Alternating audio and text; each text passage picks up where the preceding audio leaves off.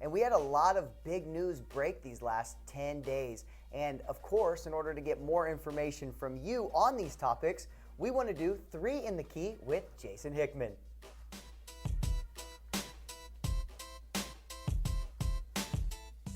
And getting to question number 1 right off the bat. I mean, I'm getting you right into this so quick, and because I want to get my face off this camera as quick as possible. So, out of the teams that have already won state championships, are there any that catch your eye as potential national top 25 teams for next year?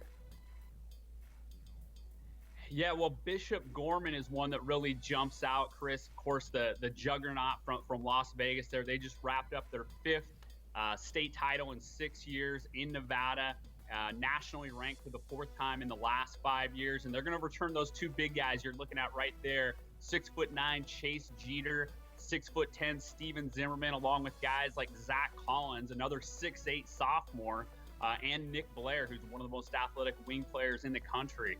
So you can probably slot the Gales in for a top 10 ranking next year, which has just kind of become the norm there at Gorman under head coach Grant Rice. The other team kind of going off the grid a little bit. We talked about Arizona earlier in the cast here. And when you look at Arizona, a powerhouse over the next 2-3 years is going to be Shadow Mountain from Phoenix, who is coming off a big year that ended with the Division II state title. 10 top scorers for the Matadors, or freshmen or sophomores, led by Michael Bibby Jr. Another standout player on that team is 6'5" sophomore Carlos Johnson, who led the team in scoring. The Matadors are going to make a lot of noise over the next couple years, and maybe a team that we're looking at in the preseason rankings a year from now.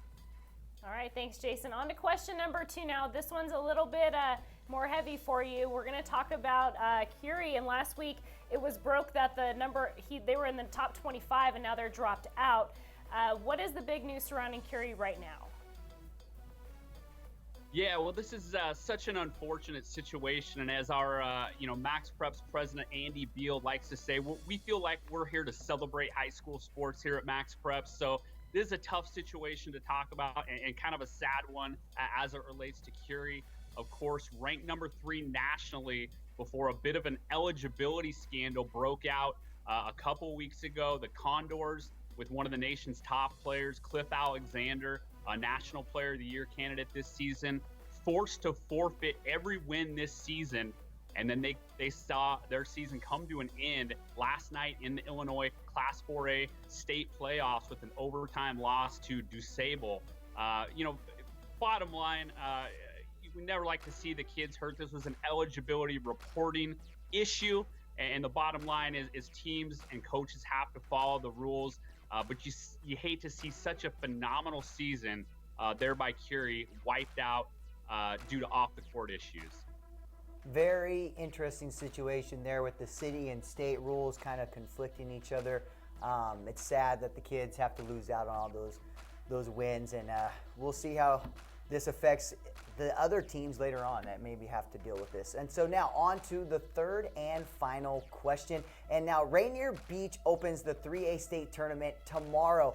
If they bring home a 3rd straight state title, will their season stop there, Jason? Yeah, another hot topic nationally in high school basketball, not just here in Washington, but the big news last week was that the Washington Interscholastic Activities Association gave Rainier Beach a waiver to participate in April in the Dick's Sporting Goods National High School Tournament in New York City. Now, the Vikings have to take care of business this week at the Tacoma Dome, just a few miles down the road here from our Pacific Northwest studios in the Tacoma area. They have to win the state title, which is not going to be an easy road. But if they go on and do that, they will head to the Big Apple, potentially play at Madison Square Garden. And what an incredible opportunity, for Rainier Beach.